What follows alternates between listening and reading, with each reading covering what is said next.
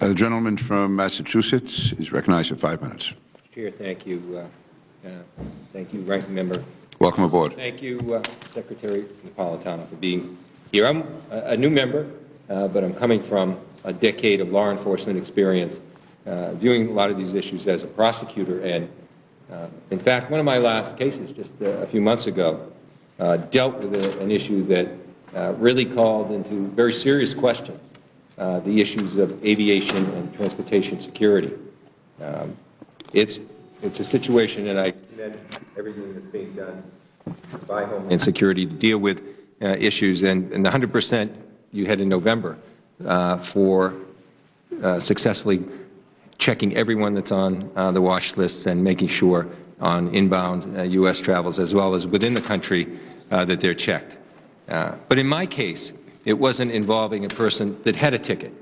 It wasn't even involving a person that had a false identification.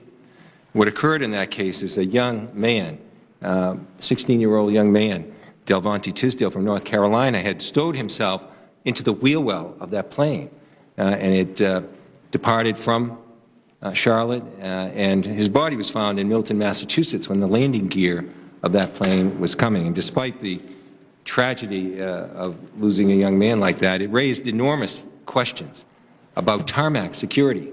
His video never showed up with investigations, to my knowledge, in the airport, or it didn't even show up near the perimeter as well. So what really I'm concerned about is what is being done by Homeland Security for safety in the tarmac that's vital for our aviation security, and what other agencies are you working with in that respect? Because if it wasn't this young man that just stowed himself for his own reasons, if that had been a person with a more nefarious motivation, think of what would have happened to that 737 commercial airliner or any of the other airliners that were there at that time. It really raised enormous concerns about aviation safety, and I'd like you to address what's being done on the tarmac as well.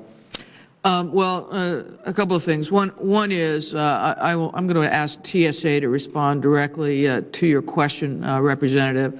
The question of who controls what part of the airport, it's a combination. We work with the local airport authority on the areas of, and we set standards and requirements for things like the perimeter. They are to carry out those standards and requirements.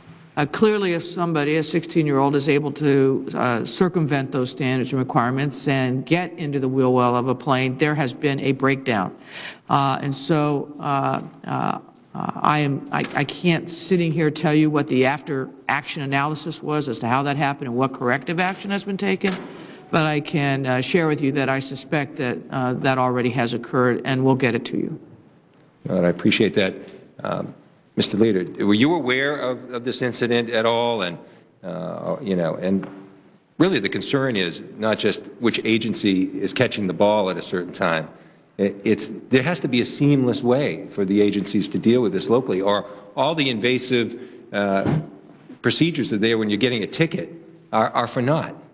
Congressman, I was aware, but only through the press reports. I remember it took some time to figure out that he was actually stowed away in the plane when the body was first found. What we have been concerned about for quite some time, not just here in the United States, but overseas, is the insider threat to aviation. Those individuals who, even if they're not sneaking in, have credentials either to restricted areas of an airport or work for an airline, understand the watch listing procedures, understand the screening procedures.